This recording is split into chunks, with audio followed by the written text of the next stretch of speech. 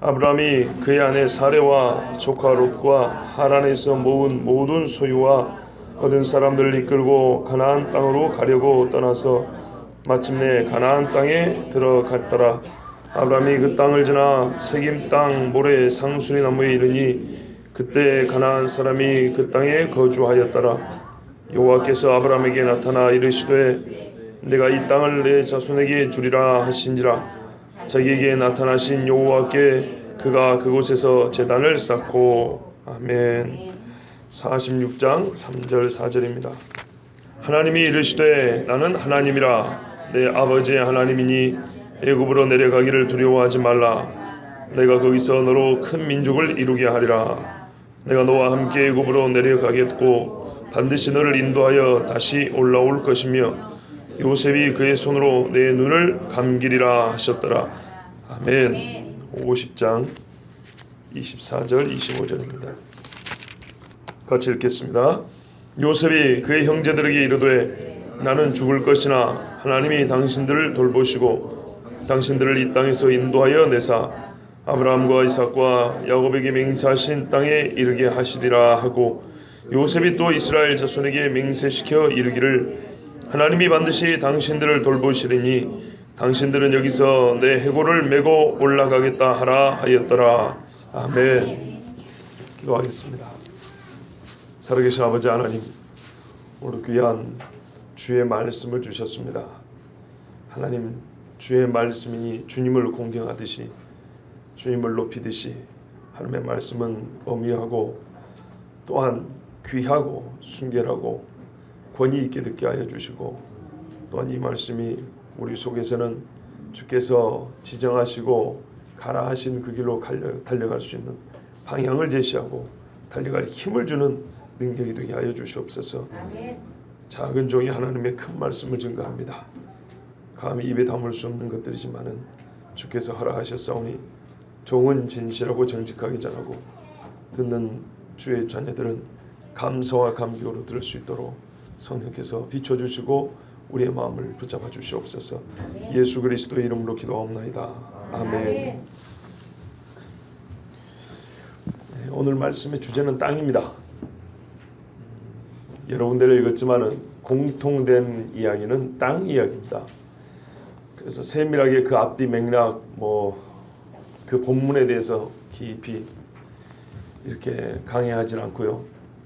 이 세 말씀이 공이 같이 말하고 있는 땅에 대해서, 성경이 말하는 땅에 대해서 오늘 전하려고 합니다. 그러니까 한 말씀 한 말씀이 깊이 연구를 하면, 좀 길게 이야기하면 세 덩어리를 읽었지 않습니까? 각 덩어리가 각기 주제가 있고 우리가 거기서 얻을 수 있는 하나님의 말씀이 있는데, 세 덩어리가 공이 땅으로 연결되기 때문에 땅이라는 공통된 주제를 가지고 오늘 말씀을 전하도록 하겠습니다. 성경은 항상 땅을 강조합니다. 땅을 얻고 못 얻고가 결정적인 문제인 것처럼 땅을 중요시 여깁니다. 이게 사실입니다. 신자들 중에, 우리 예수 믿는 사람들 중에 마태복음 5장 5절 온유한 자는 복이 있나니 저희가 땅을 기업으로 받을 것이며를 추상적인 교훈으로 여기는 분들이 꽤나 많습니다. 온유하면 누가 땅을 주냐는 얘기죠. 세상에서 온유하면 땅 줍니까? 칼을 들고 싸워야 땅을 줍니까? 피 터지게 싸워야 땅을 한 편이라도 얻지, 온유해갖고 땅을 얻는 경우는 없습니다. 근데 우리 교회 한번 봐보세요. 저 싸워서 얻은 겁니까? 온유해서 얻은 겁니까? 둘 중에 하나를 결정하라면 저 같으면 온유해서 얻은 것 같은데요. 땅 내느라고 막 피 터지게 싸운 것 같지는 않은데. 추상적인 교훈으로 여기면 안 되겠죠.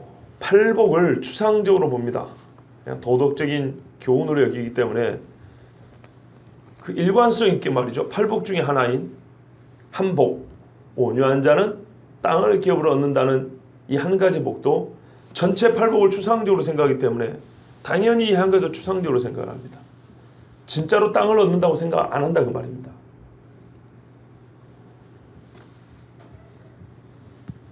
영적으로 해석을 하죠. 추상제라는 말이 조금 불쾌하면 영적으로 해석하는 거예요. 그래서 어떻게 해석하냐면 예수 믿는 사람들이 온유하고 또 좀 넓게 말하면 착하고 선하게 살면 예수 믿는 사람들이 걸어가는 땅이 하나님 나라가 임하고, 임한다는 말은 하나님이 다스리고 지금도 다스리고 계시지만 은혜가 있고 예전보다 더 공의가 있고 예전보다 더 좀 거룩한 무리들이 좀 일어나고, 그러니까 말하자면 이런 거죠. 옛날에 이거 브라더 미싱 사장 집이었다면 예수 믿는 사람들이 이 집에 사니까 우리가 있는 만큼 이 100평의 땅 정도만큼은 뭐예요? 하나님의 나라가 임하고 예수 믿는 사람이 예배하는 곳, 옛날에는 여기서 고사를 지내고 제사를 지냈을지 모르지만은 지금 하나님 앞에 예배 드리는 곳, 그래서 어떻게 돼요? 이 100평이 어떻게 됐어요? 하나님의 나라가 임한 곳이 됐다. 이렇게 받아들인다 이 말입니다. 그래서 예수 믿는 사람들이 가는 곳에 땅을 기업으로 얻는다는 것이 이렇게 곧 예수 믿는 사람이 밟고 지나가는 곳, 거주하는 지역에 예전보다 조금 더 나은 성경적인 삶, 성경적인 어떤 영적인 변화, 그런 게 일어난다라고 생각하는 것입니다. 틀린 말은 아닌데 부족합니다. 많이 부족합니다. 그래서 틀린 겁니다. 성경대로 말하면요, 진짜 땅을 얻습니다. 진짜 땅입니다. 그러니까 우리가 지금 이렇게 땅을 샀으니까 얻었다고 하지, 전세낸 땅, 잠시 지나가는 땅, 봐보세요. 매우 중요한 사실입니다. 그러니까 우리가 지금 단기 선교를 갔다 왔지만, 저도 옛날에 여러 군데 다녀왔다는 말입니다. 뭐 예를 들어 러시아를 말하면 우리가 간 하바롭스크 말고 그 밑에 블라디보스토크 있고 그 옆에 우수리스크라고 있는 데 있고, 또 핫산이라고 얼마 전에 박근혜 대통령도 연설할 때 쓴 이야기였어요. 러시아, 중국, 조선, 북조선, 그러니까는 북한 접경지역, 세 나라 접경지 핫산이라는 데가 있습니다. 핫산을 통하여 대륙 유라시아 어쩌고 연설하더라고요. 박근혜 대통령이 핫산을 어떻게 알지? 참모가 써줬겠죠. 근데 말하자면 그런 지역을 이렇게 돌아올 때는 군사적이기 때문에 민간인 못 갑니다, 거기. 근데 갔다 왔습니다. 근데 말이죠, 그런데 가면서 우리가 뭐라고 기도하죠? 하나님, 이곳에 이 땅이 하나님의 나라가 임하고 막 기도합니다. 무슨 뜻으로 기도할까요? 진짜로 하나님의 나라가 여기 임해가지고 여기 사는 모든 사람이 예수 믿고 이 땅을 진짜 하나님이 왕 돼서 다스리기를 바라고, 진짜로 말이죠, 국가를 세우듯이 진짜로 그거를 바라고 그런 식으로 기도할까요? 아니면은 이 중에 예수 믿는 사람들이 좀 생겨가지고, 예수 믿는 사람 아무도 없는 동네가 예수 믿는 사람 생겨가지고 교회도 좀 세워지고 기독교 학교도 좀 세워지고 성경적인 사회 질서도 좀 세워지고, 그러면 와, 하나님의 나라가 임했다고 후자로 생각할까요? 보통 이 후자로 생각하고 이 땅이 하나님의 것 되기를 원합니다, 이렇게 기도합니다. 틀린 건 아닙니다. 틀린 건 아닌데, 왜냐하면 우리는 그 정도밖에 생각할 수 없으니까요. 부족합니다. 그래서 틀렸어요. 왜냐하면요, 성경은요, 진짜로 그 땅이 하나님 거라 그랬거든요. 진짜로. 다시 한번 보십시오. 팔복은 하나님 나라의 질서, 변화하지 않는 법칙을 보여줍니다. 하나님 나라는 이런 원리로 돌아가요. 세상에서는 창검을 들어야 땅을 얻지만, 세상에서는 슬퍼하는 자를 바보로 하지만 하나님 앞에 울 줄 아는 사람이 구원 얻어요. 그러면 누가 이 하나님 나라의 질서를 다 지키고 살았습니까? 추상이 아니고 이게 실제입니다. 누가요? 예수님이요. 예수님이 이 땅에서 사람으로 오셔가지고 진짜로 이걸 다 지켰습니다. 모범도 보여줬습니다. 그러면 예수님이 이 8가지 다 지켰는데, 예수님이 아까 그 5장 5절, 마태복음 5장 5절에 온유한 자는 복이 있나니 저희가 땅을 기업으로 받을 것이며, 그럼 예수님이 땅을 추상적으로 얻었습니까? 지금 막 교회 세워졌으니까 예수님 땅 얻은 건가요?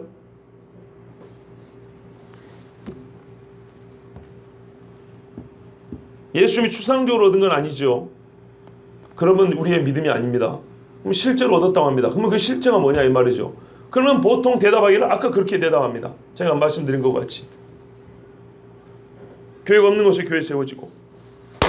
예수님은 온유한 자로 살았잖아요. 왜요? 도살장에 끌려가는 어린 양과 같이 말 한마디 입 하나 열지 않고 죽으러 갔지 않습니까? 그래서 다투지 아니하고 들리지 아니하고 수요일날 들으신다. 소리를 높여 외치지 아니하고 그리고 살았어요. 그런데 이 땅에서 땅 한 평 얻지 못하고 죽었네요.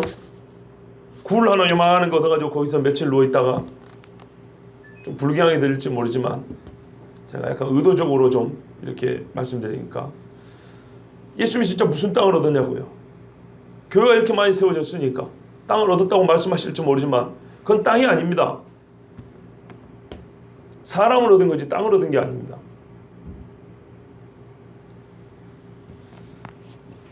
지금도 어떤 나라는요, 자기들이 기독교 나라랍니다. 예를 들면 미국 같은 나라 말이죠. 지금은 많이 퇴색됐지만 옛날에 기독교 정신을 세웠다고 하면서 자기들이 새로운 이스라엘 정도로 생각했어요.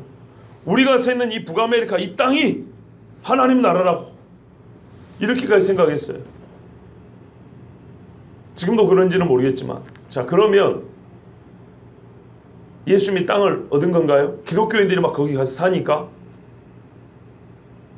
그건 기독교인들이 얻은 거죠. 기독교인들이 지나간 자리고. 오전에 세상의 상속자라는 말씀을 들었습니다. 다시 한번 떠올려 보십시오. 하나님께서 아브라함에게 땅을 약속하셨어요. 창세기 17장 7절에서 8절에 뭐라 하냐면, 예수님이 땅을 얻었다는 말씀을 이야기하기 위해서 아브라함 이야기를 먼저 볼 필요가 있습니다. 잘 보세요. 내가 내 언약을 나와 너 및 내 대대 후손 사이에 세워서 영원한 언약을 삼고 너와 내 후손의 하나님이 되리라. 내가 너와 내 후손에게 내가 거류하는 이 땅 곧 가나안 온 땅을 주어 영원한 기업이 되게 하고 나는 그들의 하나님이 되리라. 아멘. 아브라함이 가나안 땅 얻었습니까? 얻었어요? 아닙니다. 막벨라 굴 그 지역의 일부, 헤브론 땅 일부 사가지고 장례지를 매장지만 구한 겁니다. 아브라함은 항상 떠돌아다녔어요. 그 땅의 주인이 되지 못했다 이 말입니다. 그래서 하나님께서 미래의 영혼을 약속했어요. 너와 내 후손에게 이 땅을 주리라 그랬어요. 자, 그 후손에게 줬습니까? 안 줬습니까? 줬습니다. 아브라함은요? 안 줬습니다. 그런데 하나님이 약속을 말했어요. 너와 네 후손에게 그랬어요. 아, 그러니까 아브라함이 잠시 머물고 갔으니까 준 건가요? 그 후손들이 얻었으니까 아브라함이 얻은 거하고 다를 바 없는 것인가요? 아니죠. 아브라함이 얻은 거하고 후손이 얻은 건 다른 이야기입니다. 너 그랬어요. 분명히 너에게도 이 땅을 준다 그랬어요. 그런데 아브라함 생전에 본인도 그랬거니와 히브리서도 이렇게 말하지만 아브라함은 나그네로 살면서 이 땅에 하나님의 성이 세워질 것을 바라고만 살고 죽었다 그랬어요. 땅을 얻지는 못하고. 그런데 하나님의 약속은 너하고 너의 후손에게 준다 그랬어요. 잠시 살고 있는 것을 준 것이라고 말하지 않았고 네 후손이 얻은 것을 네가 얻은 거하고 똑같다고 그냥 치자 이렇게 말씀하지 않았어요. 너에게 준다 그랬어요. 그런데 어떻게 하죠? 아브라함을 얻지 못하고 그 땅을 얻지 못하고 죽어버렸습니다. 하나님 거짓말한 건가요? 마태복음 생각하십시오. 여러분 마태복음 22장 32절에 뭐라 하냐면 하나님께서 나는 아브라함의 하나님이요 이삭의 하나님이요 야곱의 하나님이로라 하신 것을 읽어보지 못하였느냐. 하나님은 죽은 자의 하나님이 아니요 살아있는 자의 하나님이시니라. 아멘. 아브라함이 지금 하나님 눈에는 어떻게 보인다고요? 살았다고요? 죽었다고요? 살았다고요. 우리 눈에는 죽었죠. 아브라함이 하나님 눈에는 살았다 그랬어요. 분명히 아브라함은 살아있다. 믿음 이야기 아닌 거예요. 진짜로 살아있다 그랬어요. 여러분 하나님의 말씀을 너무 습관적으로 수상적으로 이해를 하고 오셨어요. 엘리야하고 모세가 나타났죠. 예수님 옆에. 뭐가 나타난 겁니까? 살아있는 엘리야하고 모세가 나타난 겁니다. 예수님하고 변형된 육체의 성질이 똑같아요. 그들이 부활하면 이런 몸으로 부활할 거예요. 하나님 눈앞에는 지금 아브라함은 죽은 아브라함이 아니고 살아있는 하나님 아브라함이에요. 그는 믿음으로도 살아있지만 실제로 하나님 눈앞에는 살아있다고요. 이거를 못 믿으시면 뭐 어쩔 수가 없습니다. 자, 그러면 살아있는 아브라함이기 때문에 아직 그 땅을 얻을 기회가 있습니까? 없습니까? 있지요. 있어요. 아브라함이 나중에 부활해가지고 산다면 어디에 살 것 같습니까? 그 땅에 삽니다. 그 땅에. 하나님은 거짓말 안 해요. 분명히 너에게 이 땅을 준다 그랬어요. 아브라함이 부활하면 아브라함이 살 땅은 지금 가나안 땅 저 동네입니다. 왜냐하면 새 예루살렘이 저기로 내려오거든요. 아브라함이 사는데요, 어디 사냐면 약속의 땅에 삽니다. 이기는 그에게는 내가 내 보좌에 함께 하여 주기를 내가 이기고 아버지 보좌에 함께 앉는 것과 같이 하리라. 계시록 3장 21절에 되어 있고요. 이 첫째 부활에 참여하는 자들은 복이 있고 거룩하도다. 둘째 사망에 그들을 다스리는 권세가 없고 도리어 그들이 하나님과 그리스도의 제사장이 되어 천년 동안 그리스도와 더불어 왕노릇하리라. 계시록 20장 6절에 되어 있습니다. 어떤 사람은 천년왕국도 추상적으로 생각하는데 그렇게 믿고 살아도 뭐 예수 믿고 구원받는 지장 없을 겁니다. 그런데 추상적으로 말하라고 성경이 이렇게 기록 안 해놓습니다. 매우 현실적인 어법이에요. 예. 또 내가 새 하늘과 새 땅을 보니 처음 하늘과 처음 땅이 없어졌고 바다도 다시 있지 않더라. 만약에 천년왕국을 추상적으로 볼 것 같으면 이것이야말로 추상적이에요. 처음 하늘과 처음 땅이 없고 새 하늘과 새 땅, 이렇게 상상을 하지 않고는 그릴 수 없는 나라가 어디 있어요, 세상에. 그거는 믿으면서요. 왜 가나안 땅을 하나님 주신다는 것은 믿기 어려울까요? 새 하늘과 새 땅을 믿으면서 완전히 세상이 완전 통째로 뒤집어진다는 걸 쉽게 믿으면서요. 처음 하늘과 처음 땅이 없어졌고 바다도 다시 있지 않더라. 또 내가 보매 거룩한 성 새 예루살렘이 하나님께로부터 하늘에서 내려오니 그 준비한 것이 신부가 남편을 위하여 단장한 것 같더라. 내가 들으니 보좌에서 큰 음성이 나서 이르되 보라, 하나님의 장막이 사람들과 함께 있음에 하나님이 그들과 함께 계시리니 그들은 하나님의 백성이 되고 하나님은 친히 그들과 함께 계신다. 그랬어요.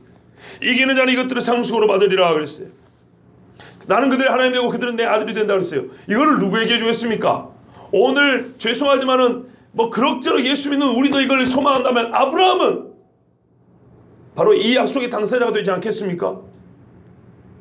자기 아들의 목을 따는 아브라함은 이 약속이 누구 거겠냐 이 말이에요. 바로 그 사람 것 아니겠습니까? 이 말씀을 부정하면 뭐 어쩔 수가 없습니다. 그리스도께서 얻을 땅은 그림 속에 있는 것이 아닙니다. 진짜 이 땅입니다. 또 내가 새 하늘과 새 땅을 보니 처음 하늘과 처음 땅이 없어졌다 그랬어요. 그 준비한 것이 신부가 남편을 위하여 단장한 것 같이 예루살렘이 내려온다 그랬어요. 그리고 내가 들으니 보좌에서 큰 음성이 나서 이르되 보라, 하나님의 장막이 사람들과 함께 있으며 하나님이 그들과 함께 계시리니 그들은 하나님의 백성이 되고 하나님은 친히 그들과 함께 계신다 그랬어요. 이 땅의 주인이 누굽니까? 이 보호자에서 나온 음성의 큰 음성의 주인공이 누구냐고요? 예수님 아닙니까?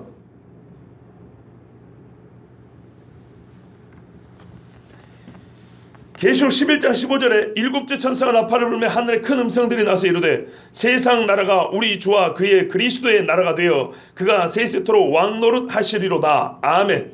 이거를요 영적으로 해석을 하지 마시고 실제로 받아들이면 됩니다. 있는 그대로. 이 땅이 완전히 세상의 200개 국가 왕들은 다 무너지고 왕권 다 내려놓고 그들의 행위에 따라 믿는 자는 천국이요 안 믿는 자는 지옥이요 심판을 받고 이 땅에 왕이 없는 왕의 공백 땅이 되죠. 누가 왕이냐? 예수님이 왕이 된다 이 말입니다. 진짜로. 예? 왜 하나님 말씀 추상적으로 봤습니까?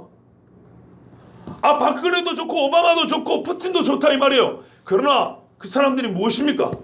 100년을 삽니까? 느부갓네살이 몇 년 살았습니까? 바알왕이 몇 년 살았습니까? 벨사살, 고레스는 몇 년을 살았습니까? 아수에로는요 고작해야 사람의 칼침 맞고 죽는 인간들입니다. 그 모든 인간들이 죽어 없어지고 다 하나님이 심판하고 이 땅에 하나님의 성도 내놓고 백성도 만들어 내려놨는데 누가 다스릴 거예요? 누가요? 예수 그리스도가 다스린다 이 말입니다. 만주의 중이요 만왕의 왕이라. 왜 이게 추상입니까?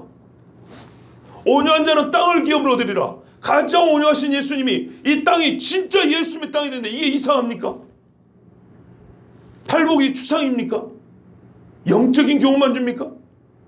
저는 영적인 교훈만 주는 성경을 안 믿어요. 내가 믿음이 없어서 안 일어날지는 몰라도 하나님 말씀 자체는 다 실제예요. 실제. 예. 어떤 경우는 직접적으로 실제를 가리키는 경우 있고 어쩔 때는 비유로 우회적으로 가리키지만 다 실제를 말하는 거예요. 보라, 잠자는 자들이 한대요. 죽은 것을 잠자는 자들로 우회적으로 표현했지만 죽은 자가 일어나는 건 실제란 말입니다. 온유한 예수님이 땅을 얻는 것은 실제입니다. 아브라함이 땅을 얻는 건 실제입니다. 그는 아직 안 죽었어요. 하나님이 아직 줄 땅이 남아있어요. 왜요?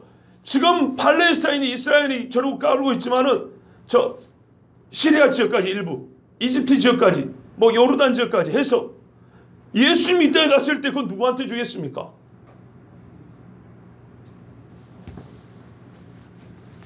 성경은 이 세상 전체 땅이 하나님 것이라고 말씀합니다. 어디에 그게 기록되어 있습니까? 태초에 하나님이 천지를 창조하시니라. 하나님 거죠. 이 땅을 하나님께서는 사람들에게 번성하고 다스리며 살라고 줬습니다. 이 땅 전체를 줬습니다. 왜요? 내 거니까. 하나님 거니까 내가 너희에게 맡긴다고 줬습니다. 이게 대전제, 항상 대전제가 중요합니다. 그런데 이 땅이 더럽혀졌어요. 마귀가 이 땅을 대신 다스리고 통치하라고 사람들이 하나님 맡겨놨는데, 말하자면 땅의 주인이 하나님이신데 하나님이 그 땅의 주인의 권한을 인간에게 맡겨놨는데 인간을 타락시켜 버렸어요. 누가요? 마귀가. 그럼 말하자면 이 땅의 주인이 해석하자면 바뀐 셈이에요. 그렇죠? 궁극적으로는 하나님이 다 창조하고 계시고 다스리고 계시지만 우리가 보는 현실 세계에서는 공중의 권세 잡은 자 그러죠. 예. 여기 공중은 뭐겠습니까? 진짜로 이 공중을 말합니다. 그런데 1차적으로는 지구를 감싸고 있다 이 말입니다. 이 더러운 영들이. 지구 어느 구석이라도 죄가 없는 데 있으면 한번 찾아보십시오. 다 돌려봐도 다 죄가 있습니다. 죄 없는 데 하나도 없습니다. 죄악된 세상을 지배하는 것은 죄악을 저지른 영들입니다. 그러면 하나님께서 하시고자 하는 일이 뭘까요? 되찾아오는 것 아니겠습니까? 그런데 방법은요, 인간으로 말미암아 뺏긴 땅이기 때문에, 참 뺏겼다니까 하나님 힘이 없어 뺏긴 것 같은 느낌이 들지만 그런 뜻은 아닙니다. 인간을 통하여 하나님이 찾아옵니다. 말하자면 인간의 죄로 말미암기 때문에 죄 사함을 통하여 찾아오는 것입니다. 하나님의 방법은 그렇습니다. 공의로운 하나님이시니까요.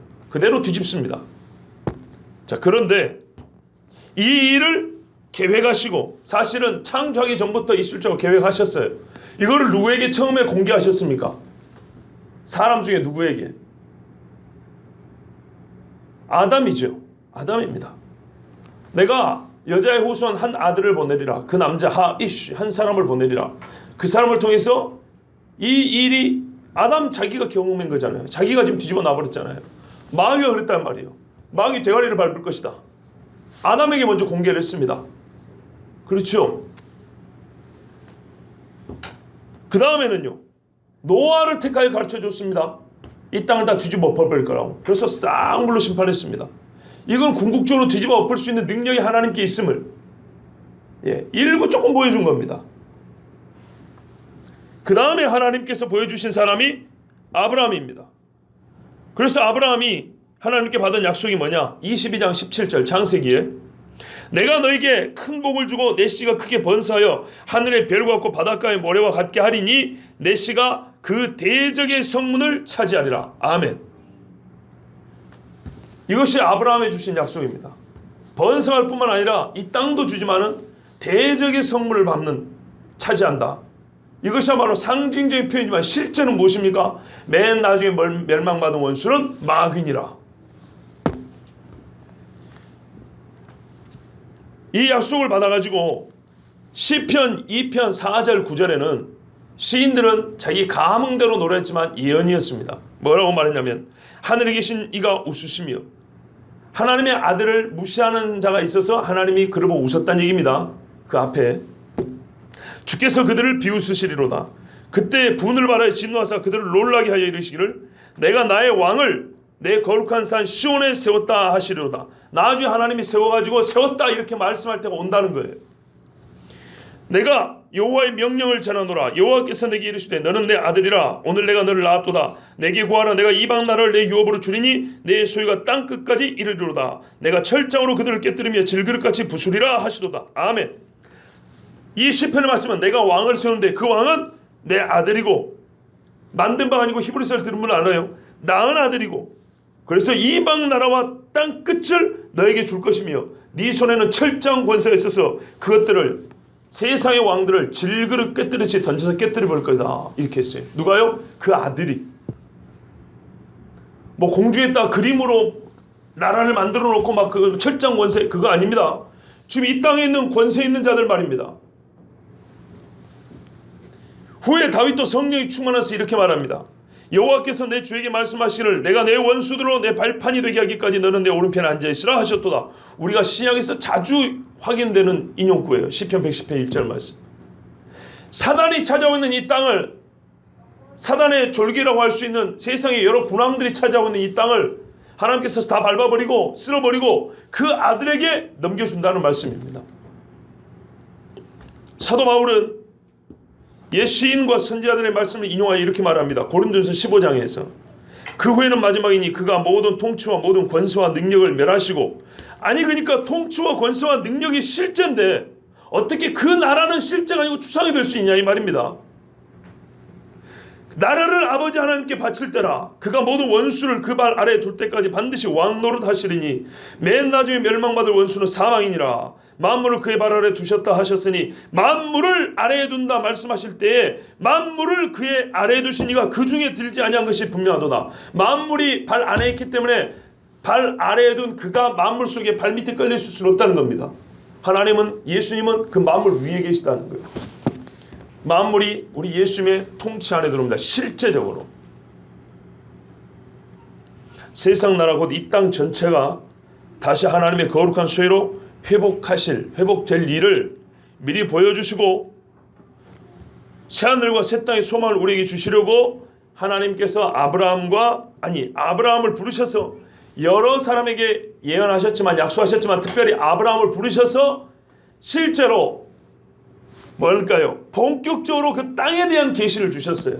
구약은 신약에 예표가 많다 그랬죠. 말하자면 그겁니다. 하나님이 완전히 회복해가지고 하나님의 소유, 그 아들에게 맡기실 이 땅의 예표가 하나님의 장자라고 부름받은, 그러니까는 장자, 맏아들 로마서 8장은 장자 예수님의 예표인 장자로부터 이스라엘은 내 장자라 이스라엘에게 그 땅을 미리 줘가지고 하나님이 그 아들 예수님에 맡길 이 온 세상을 미리 우리에게 예표로 보여줬다 이 말입니다. 이해되시죠? 그렇기 때문에 이 땅은 가짜 아니고 진짜 땅입니다. 진짜 땅.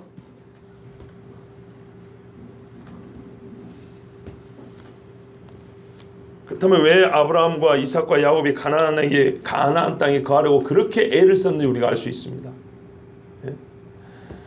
아무리 예표지만 무엇을 예표합니까? 예수님의 속죄를 예표하기 때문에 제 짐승의 제사가 아무렇게나 드려서는 안 되는 것입니다. 그렇죠? 아무리 예표라도 대제사장은 예수님이지만은 인간 제사장이라 할지라도 아무리 예표라도 말씀드렸잖아요. 그림자와 실체는 직선이라고요. 옆으로 삐뚤어지지 않는다고요. 부족하지만 직선으로 보여줘야 됩니다. 그래서 제사장이 입는 옷과 제사의 절차와 때는 하나 흐트러짐이 있으면 안 됩니다. 나답과 아비후가 다른 불만 가져도 그 자리에서 불로 쳐 죽임을 당했어요. 그런 식으로 해서는 그를 따르는 수백만의 백성들에게 오리라 메시아가 어떤 불을 바치는지, 어떤 불로 세례를 준다는데 그 불이 무엇인지 보고 배울래야 배울 수가 없어요. 앞에선 제사장들이 그렇게 이상하게 해버리면. 아무리 예표라도 아무렇게나 할 수 있는 게 아닙니다.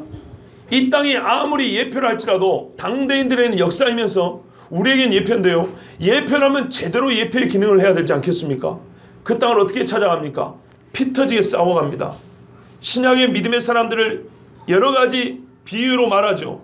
뭐예요? 표들 향하여 달려가는 자, 경기장에서 경주하는 자, 자기를 기쁘게 하지 않고 자기를 부른 자를 기쁘게 하는 군사, 땅에 씨를 뿌리고 밤낮으로 수고하여 견디는 농부, 예수 믿는 사람의 삶을 게으르고 나태하고 아무렇게나 그냥 자빠져 누워있어도 하나님 나라에 들어갈까 이런 말은 하나도 없어요. 믿음으로 의롭게 되는 이 층에는 하나님께서 전적으로 은혜를 주지만 두렵고 떨림으로 이 구원을 이루어가는 것은 우리에게 능동적인 수고를 하나님이 하라고 명령하셨어요. 명령. 예표입니다. 가나안 땅에 어떻게 들어갔습니까? 믿음 하나 없는 놈들은 일단 전체적으로 못 들어갑니다. 40년 뺑뺑이 돌았다 그랬습니다. 자, 여러분 주일날 오후에 여전히 똑같군요. 40년 뺑뺑이라고요? 이거는 잘못된 시각으로 말씀드렸습니다. 왜냐? 이스라엘 구약 성경 어디에도 40년 광야 생활을 뺑뺑이 돌았다고 표현하는데 하나도 없어요. 밀월 여행이라고 그랬어요. 신혼여행이라고 그랬어요. 가장 너와 내가 가까웠던 시절이라고 그랬어요. 40년을 돌게 된 계기는 믿음이 없어서이지만은, 그렇죠, 출애굽 1세대는 믿음이 없어 죽었지만 2세대들은, 말하자면 20세 이하들은 그 40년 동안에 믿음을 키웠어요. 봐보세요. 여리고성 함락할 때 7일 동안 입 다물어서 꼼짝으로 입을 안 다물잖아요. 성문 열고 군인들 나와서 죽이면 어쩔 겁니까? 얼마나 순종적인지 봐보세요. 10년 동안 가나안 정복 전쟁하는데 이 요단강 동편의 두 지파 반은 10년 동안 선봉장에 대해서 군생활을 했어요. 이 사람들의 믿음이 어디서 컸을까요? 이 사람들이 소시적인 광야에서 큰 사람들입니다. 자기 부모들이 다 죽어가는 것을 보면서 광야에서 컸습니다. 광야는 훈련장이었습니다. 뺑뺑이 돈 게 아닙니다. 벌만 받은 게 아닙니다. 그거는 믿음이 없는 세대는 벌을 받았지만은 그 다음 세대는 믿음을 기르는, 동시에 믿음 없는 세대가 벌을 받지만 동시에 믿음을 기르는 시간이었습니다. 이건 이스라엘 역사가 증명하는 바입니다. 여호수아가 하나님의 군대 장관을 만나고 나서 그거를 그대로 전할 때 한 사람도 아니오라는 사람이 없었고 무조건 여호수아의 말에 예하고 다 따라갔습니다. 한 명도 노가 없었습니다. 그런데 여호수아가 말한 것은 사람이 감당하기 다 어려운 이야기들이었어요. 정말 어려운 이야기들밖에 없었어요. 광야 생활 뺑뺑이 아닙니다. 하나님의 약속의 땅을 얻으러 가려면 어떻게 해요? 광야에서 배우면 돼요. 믿음 없는 사람은 죽습니다. 어떤 일이 있어도 하나님 다 죽여버립니다. 믿음 있는 사람은 어떤 일이 있어도, 제가 말을 일부러 강조하게 표현합니다. 어떤 일이 있어도 믿음 있는 자는 무슨 고생을 해도 하나님이 반드시 들고 갑니다. 반드시. 라합 같은 여자가 나와서라도 그 문을 열어주고요. 예? 지진이 나서라도 그 문을 열어주고요. 번개, 우레와 우박을 때려서라도 적군을 없애서라도 그 길을 열어줍니다. 하나님이. 믿음이 있으면. 예? 이걸 확실하게 보여줍니다. 예표입니다. 약속의 땅 어떻게 들어간다고요? 가나안 땅 들어간 걸 보라 이 말이에요. 우리에게 가르쳐주고 기록된 건 다 본보기로 준 것이니 그랬어요. 우리에게는 그 예표지만 실제로 예수님이 어떻게 들어가셨습니까?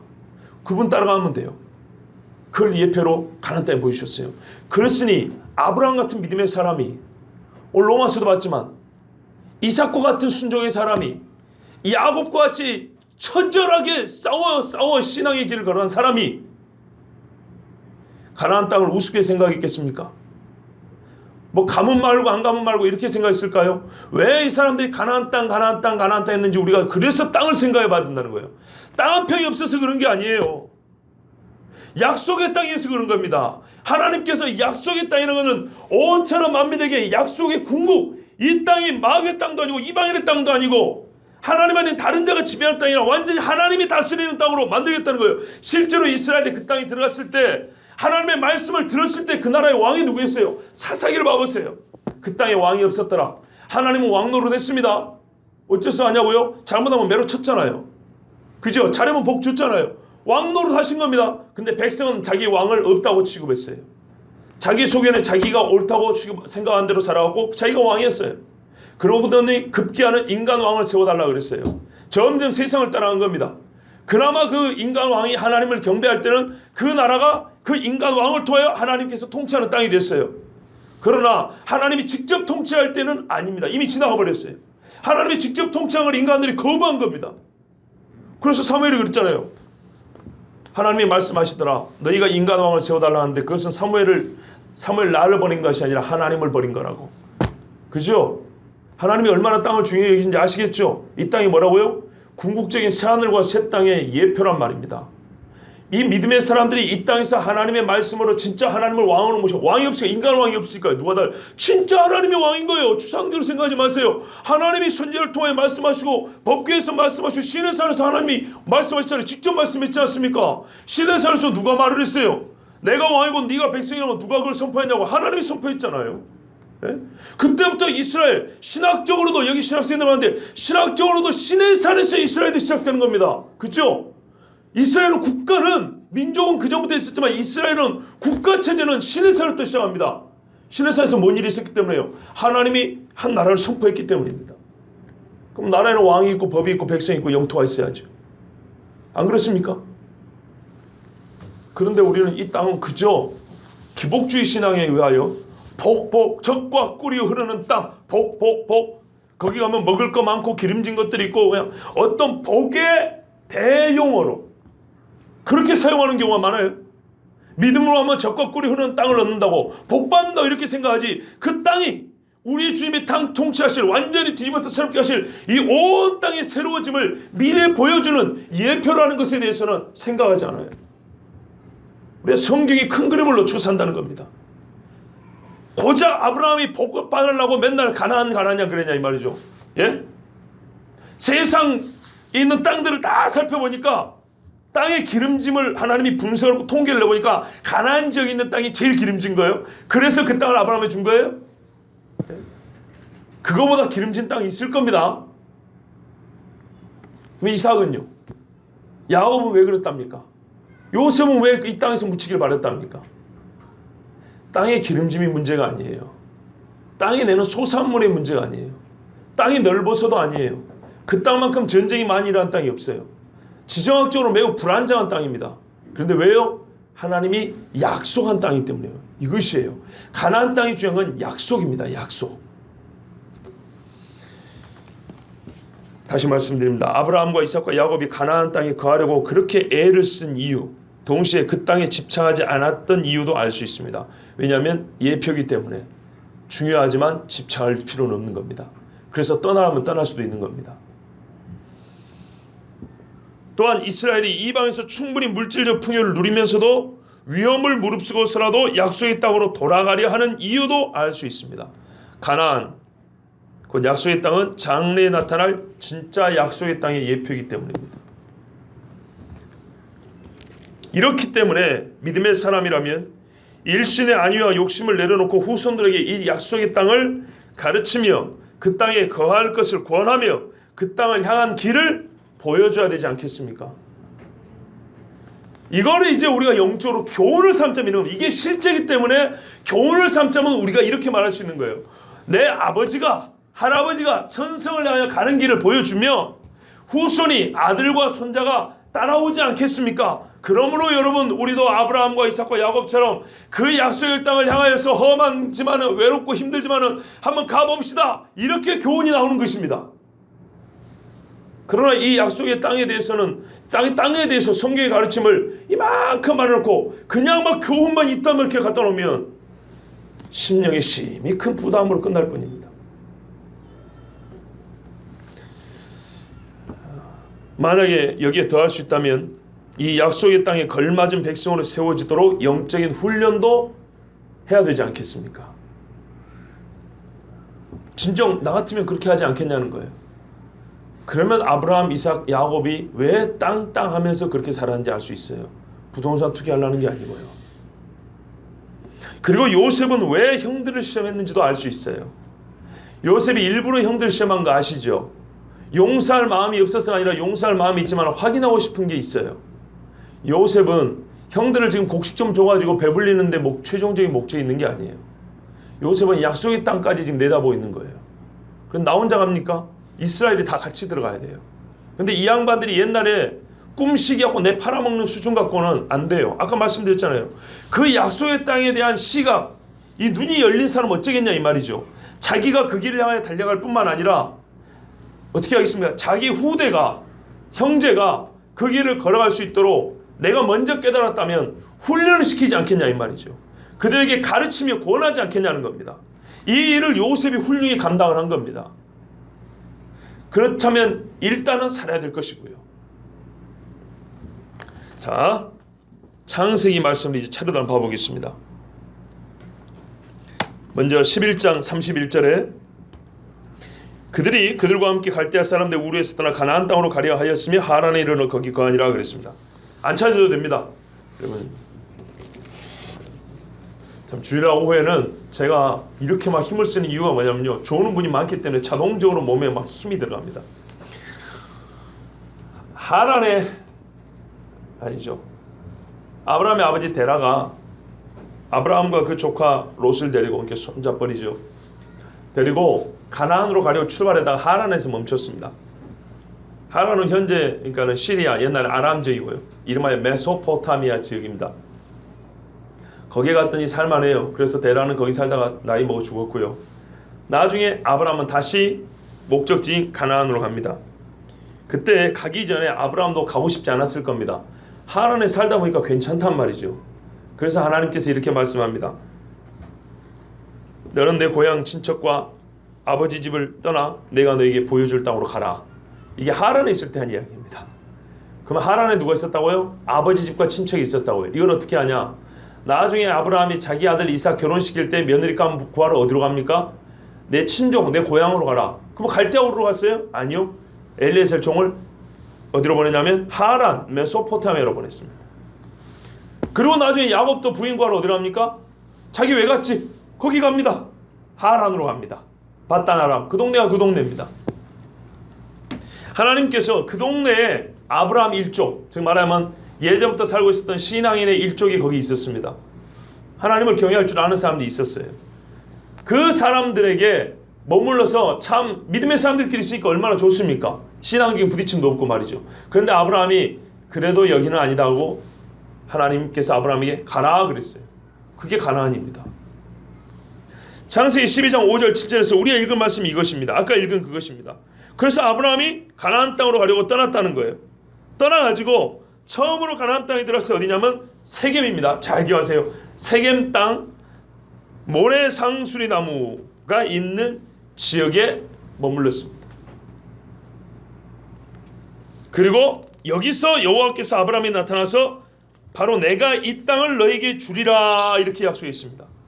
이 약속을 아브라함이 아멘하고 제단을 처음 쌓은 것이 바로 세겜입니다. 세겜이란 말은 앞으로 자주 나옵니다. 그러고 나서 창세기 46장 3절 4절 아까 우리 읽은데 야곱 이야기입니다. 요셉이 살았어요. 그래서 요셉이 아버지를 초청을 합니다. 애굽에 내려오셔서. 그런데 야곱이 내려가기 싫어요. 왜 그럴까요? 저를 보십시오. 아니 안 찾으셔도 됩니다.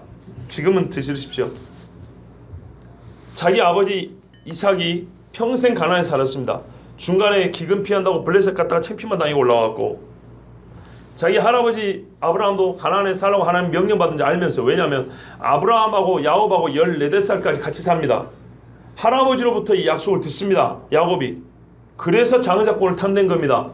괜히 땅 한 평 더 들어간 게 아니고 그럴 것 같으면 실패했죠. 에서가 다 가져가 버렸는데 야곱의 재산은 전부 다 바다나면서 얻어온 거지 아버지 이삭한테 얻은 거 있습니까? 없습니다. 야곱이 욕심낸 거는 아버지 이삭의 재산이 아니고 말 그대로 장자권이었어요. 장자의 복이었어요. 자, 그런데 아브라함에게서 야곱이 14살까지 같이 살아요. 10대 청소년 때까지 다 알아먹습니다.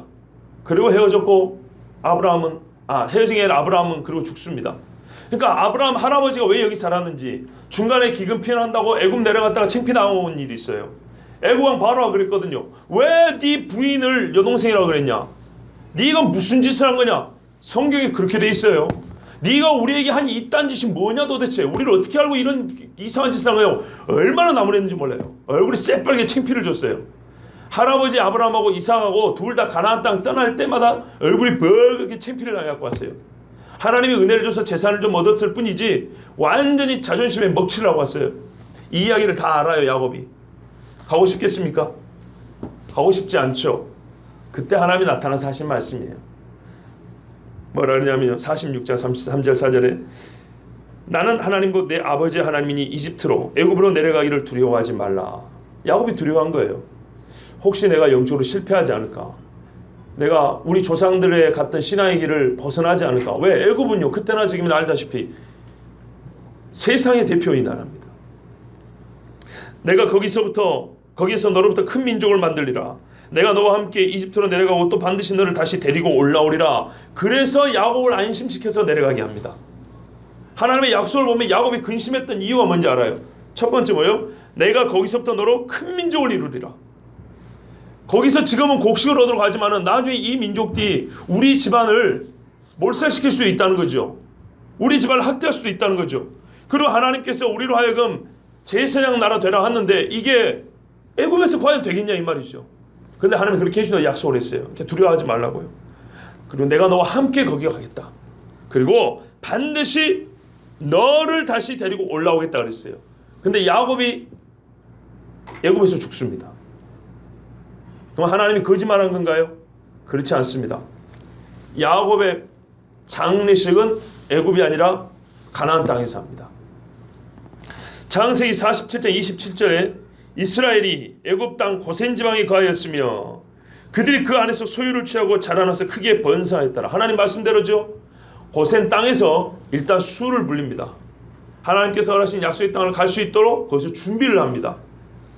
그런데 준비하기가 참 좋았던 게 이스라엘 사람들은 목자들이죠. 애굽 사람들은 짐승을 다루는 사람을 가증히 여긴다 그랬어요. 그래서 상종을 잘 안 합니다. 그러니까 이스라엘 사람들끼리 이렇게 모여가지고 신앙생활 하면서 야곱과 요셉의 가르침을 들으면서 신앙 공동체가 수도 들면서 요즘 말로 부흥을 해가는 거예요. 수도 들면서 신앙의 수준이 깊어지는 겁니다. 47장 29절에서 30절에 원하노니 나를 애굽에 묻지 말라. 오직 내가 내 조상들과 함께 누리니 너는 나를 이집트 애굽에서 메어다가 그들의 묘지에 나를 묻으라 하매 그가 이르되 내가 아버지께서 말씀하신 대로 행하리이다. 야곱이 죽기 전에 이렇게 유언합니다. 나를 애굽에 묻지 마라. 가나안 땅 내 조상의 묘지 그게 만문의 앞 그 막벨라 굴에다가 묻어라. 이렇게 야곱이 유언을 합니다. 그리고 요셉이 이거를 순종합니다. 애굽의 모든 장군들, 관료들, 요즘 우리 말하면 장관들, 수많은 무리가 야곱의 장례식 때문에 가나안 땅을 한번 왔다 갑니다. 여행 연습입니다. 수가 엄청나면서 심히 큰 무리다라고 그랬어요. 성경에 기록된 대로 보면 각처 장관, 부처장들이 다 따라온 겁니다. 그 군 수뇌들이 다 따라왔습니다. 그리고 기병들과 창병, 보병들이 쫙 앞뒤로 호위를 해가지고 엄청난 군대가 왔습니다. 가나안 사람들이 암소리, 찍소리도 못했어요. 그리고 가나안 땅에 들어가기 직전에 7일 동안 요단강가에서 또 애곡을 했습니다. 이 사람들은 뭔 고생입니까? 많은 이것을 보고 가나안 사람들이 이거는 애굽 사람들의 통곡이다. 애굽을 미스라임이라고 합니다. 아벨 미스라임이라 그랬어요. 그 통곡한 자리를 아벨 미스라임 이름을 불렀어요. 애굽 사람들이 울고 갔다고 해서 이게 예행 연습입니다. 말하자면 수많은 사람들이 애굽을 어떻게 나와서 어느 길로 가나안 땅에 들어가냐 이 말이죠. 고대로부터 다녔던 길이 있지만 이건 충분히 다시 한번 확인할 수 있는 계기가 됩니다. 누가 따라가냐면 요셉과 그 형제들이 다 따라갔습니다. 그 집안에 어린애들, 부녀들만 빼고. 48장 3절 4절에 야곱이 이렇게 또 말했습니다. 요셉에게 이르되 하나님 곧 전능자께서 가나안 땅 루스에서 베델입니다. 내게 나타나 내게 복을 주시며 내게 이르시되 보라 내가 너를 다산하게 하고 번성하게 하여 너로부터 많은 백성을 만들고 또 내 뒤를 이을 내 씨에게 이 땅을 주어 영존하는 소유가 되게 하리라 하셨느니라. 요셉에게 이렇게 말한 거예요. 야곱이 가르쳐주고 싶은 게 하나 있어요.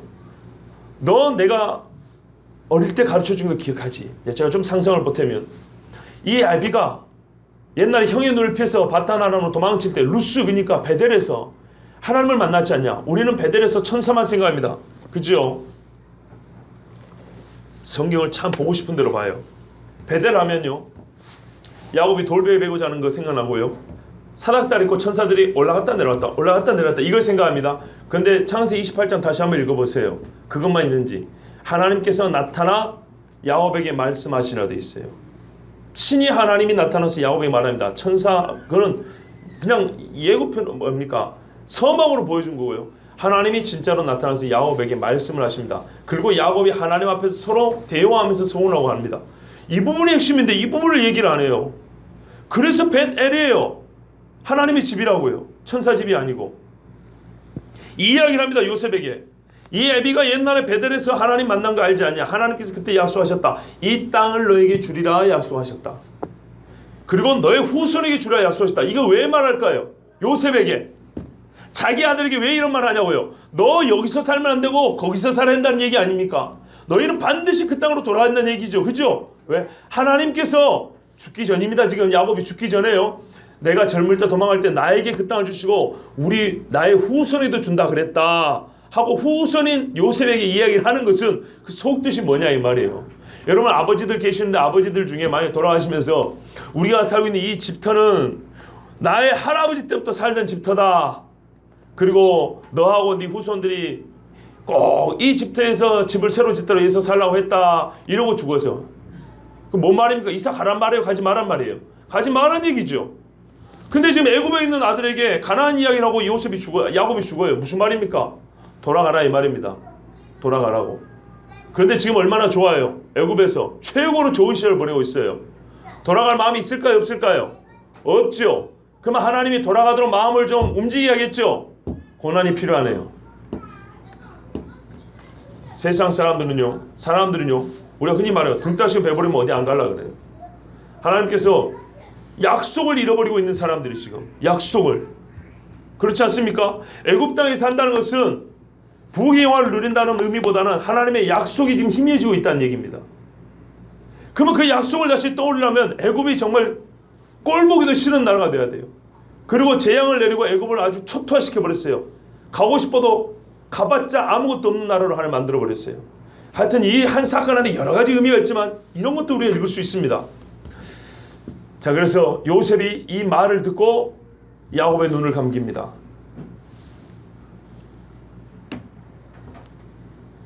그 전에 한마디 더 합니다. 21절에 48장 21절에 이스라엘이 또 요셉에게 이르되 보라 나는 죽으나 하나님께서 너희와 함께 하사 너희 조상들의 땅으로 너희를 다시 데려가시리라. 여지없네요. 이제는 어디 못 갑니다. 가나안 땅으로 돌아가야죠.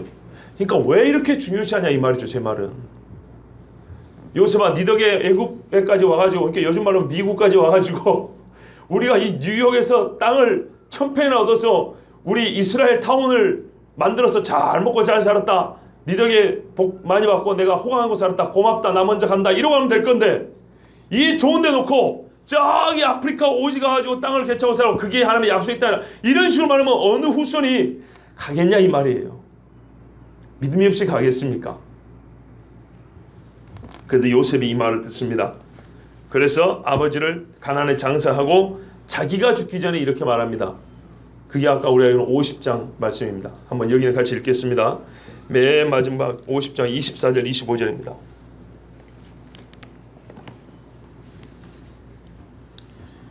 같이 읽습니다. 요셉이 그의 형제들에게 이르되 나는 죽을 것이나 하나님이 당신들을 돌보시고 당신들을 이 땅에서 인도하여 내사 아브라함과 이삭과 야곱에게 맹세하신 땅에 이르게 하시리라 하고 요셉이 또 이스라엘 자손에게 맹세시켜 이르기를 하나님이 반드시 당신들을 돌보시리니 당신들은 여기서 내 해골을 메고 올라가겠다 하라 하였더라. 아멘. 그래서요 그 앞뒤를 보면 참 감동적입니다. 22절 23절 보면 요셉의 후대 요셉이 110세를 살았으며 에브라임의 자손 3대를 보았으며, 그러니까 요셉 밑으로 4대입니다. 4대. 므낫세 아들 마길의 아들들도 요셉의 스라에서 양육되었더라. 이게 무슨 말인가요? 요셉이 젖을 먹였다는 얘기입니까? 밥을 떼먹였다는 얘기입니까? 그게 아니죠.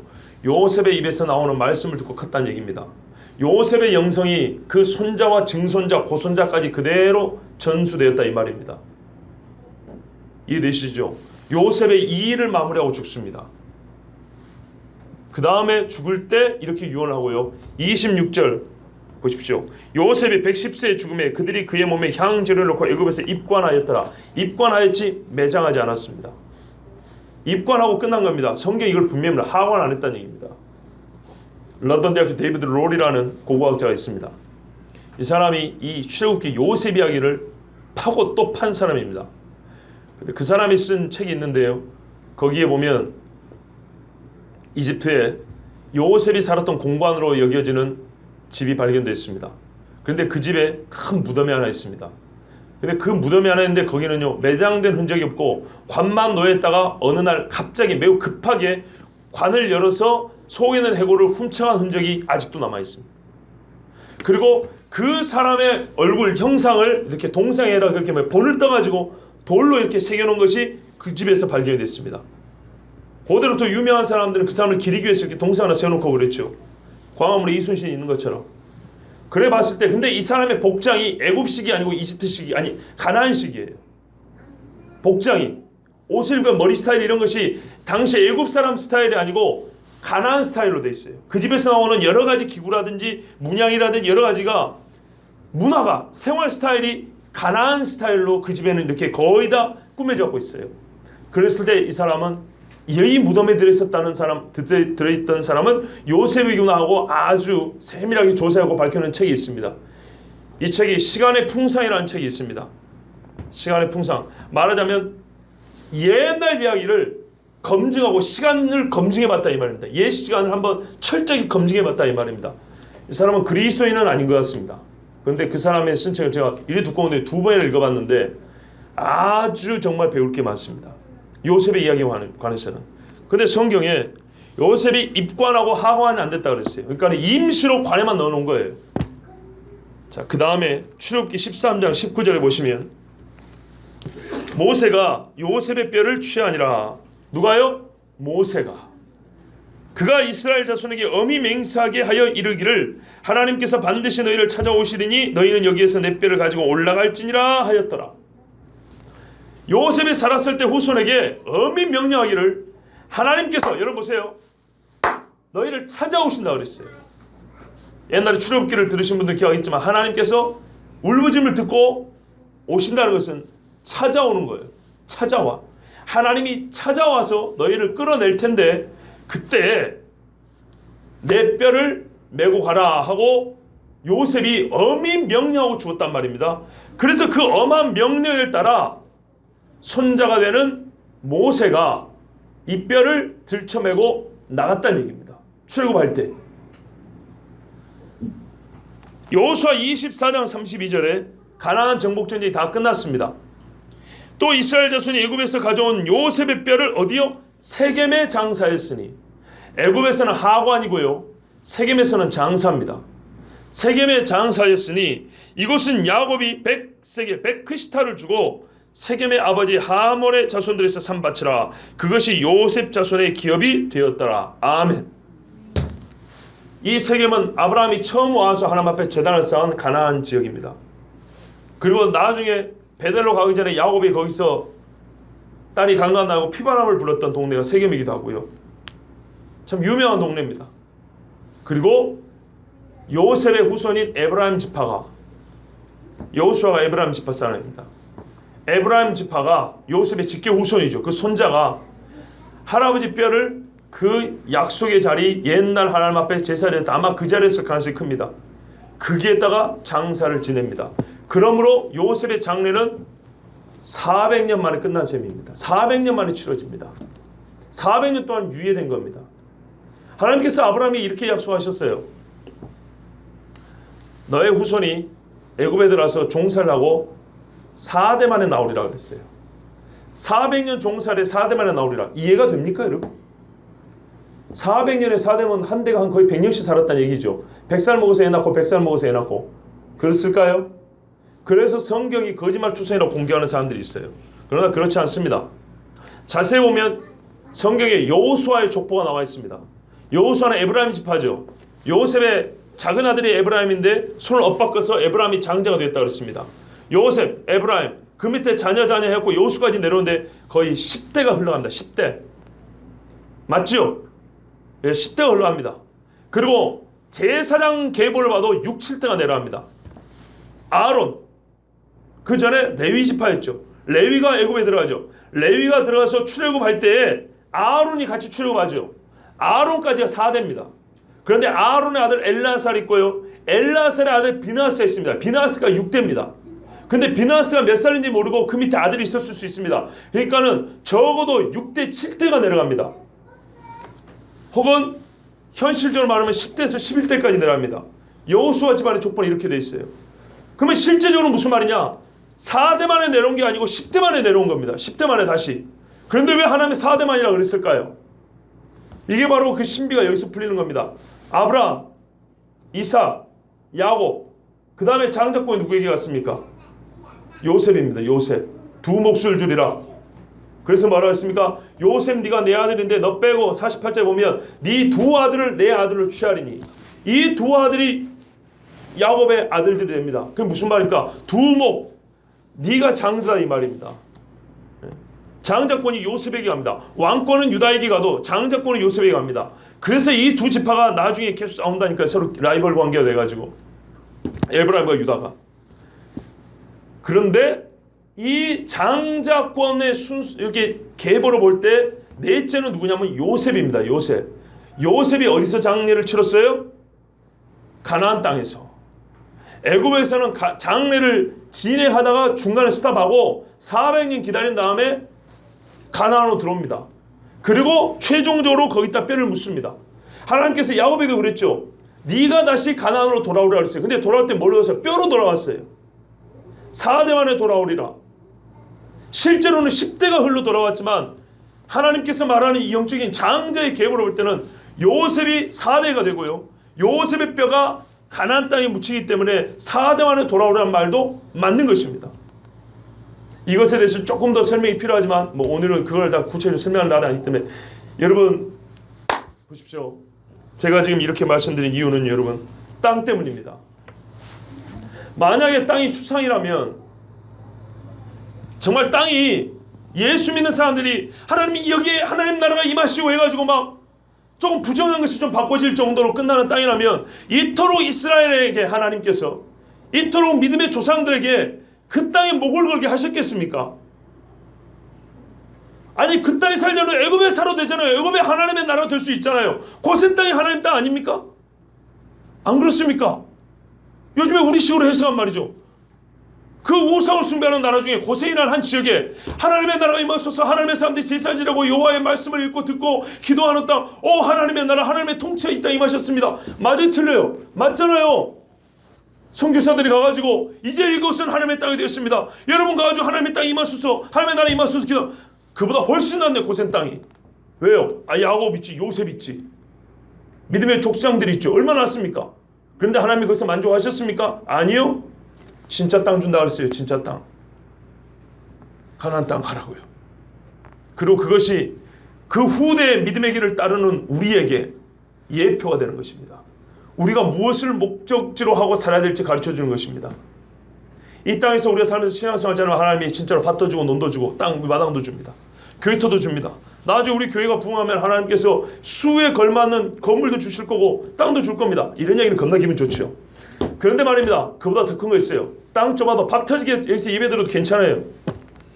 더 중요한 것은 진짜 하나님께서 새하늘과 새 땅에서 하나님이 천지를 창조하실 때 하나님이 직접 다스렸던 그때와 같이 인간 왕을 중간에 끼이지 않고 그의 말을 듣지 아니하고 진짜 하나님께서 보좌에 앉아 계시고 우리가 그의 백성이 돼서 그의 장막에 거하여서 모든 영광과 찬송을 하나님께 올려드리고 하나님은 친히 말씀하시고 친히 눈물을 닦아주시고 죽는 것이나 병든 것이나 아픈 것이 있지 아니하고 진짜 그 땅이 임한다는 것입니다.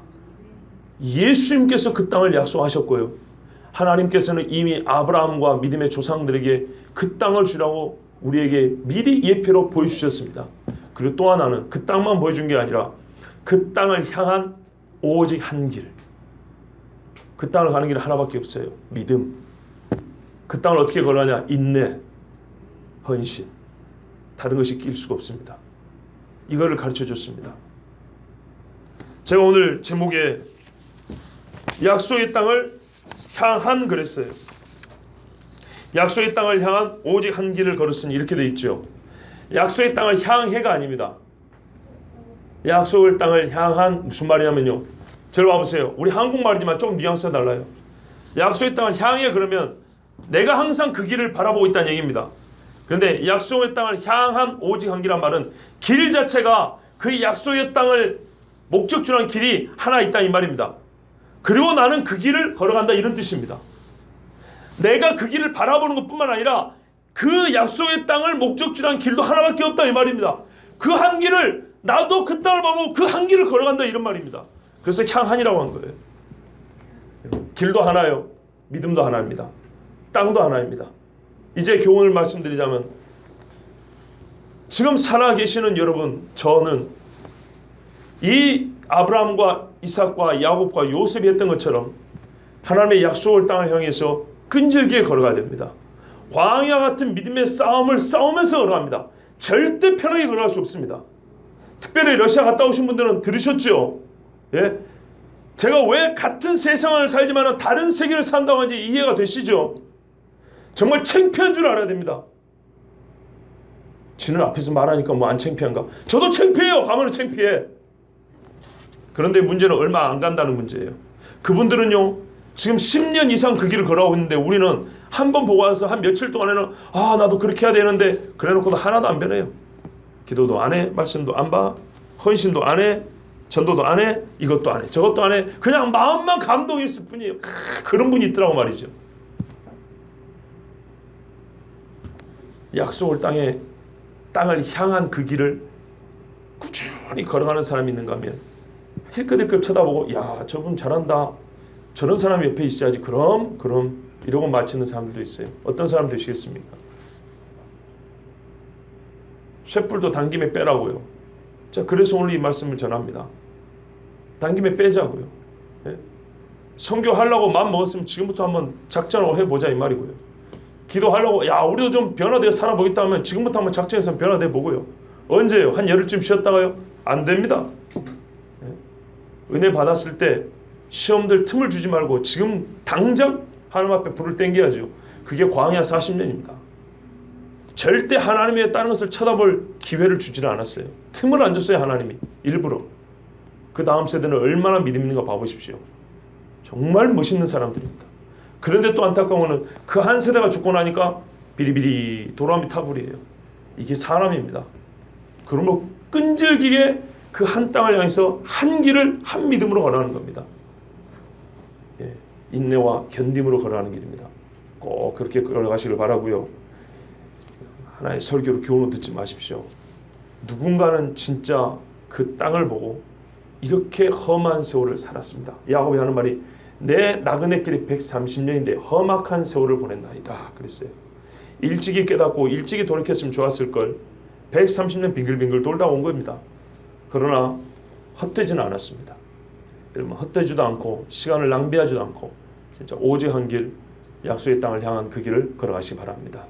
그리고 그 길을 후손들에게 가르치고 훈련시키고 인도해 주시기 바랍니다. 기도하겠습니다.